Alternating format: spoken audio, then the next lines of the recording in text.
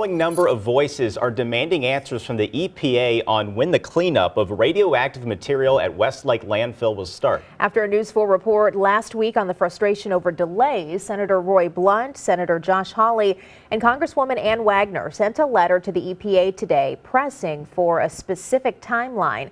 The Superfund cleanup site is located near St. Charles Rock Road and Interstate 270. News 4's Russell Kinsall is getting reaction to that letter that was obtained exclusively by News 4. He's live tonight at the landfill. Russell? Well, according to the original timeline that the EPA gave for digging up the radioactive material, and let me point out over my shoulder, it is buried in the ground back there behind the fence with the barbed wire on top where you see the dead trees and the dead weeds. The original timeline would have had it more than halfway dug up by now, but the cleanup did hit delays. Well, today a letter was sent out to the EPA. I'm told it was an effort spearheaded by Senator Josh Hawley. It includes the name of Senator Roy Blunt and Congresswoman Ann Wagner. That letter went to the head of the EPA saying it's just unacceptable for the people living around here to not have more specifics on the cleanup timeline. Radioactive material from the Manhattan Project was illegally dumped in West Lake Landfill in the 70s.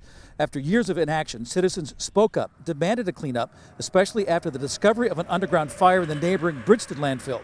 In 2018, the EPA announced a plan to remove 70% of the radioactive material and that the work would be completed in about 5 years. Cleanup was delayed because radioactive material was found outside the known areas and more soil sampling had to be done to locate all of it. Well, the letter sent today to the EPA Administrator said, failure to provide the public with a clear, specific timeline to complete the project is unacceptable. So I reached out to the EPA today. No comment about that actual letter, but they did say that more soil sampling had to be done so that they could determine the outer boundary of where that radioactive material was before they could actually start digging it up. And so that's what that delay was, and they have not completed that part yet.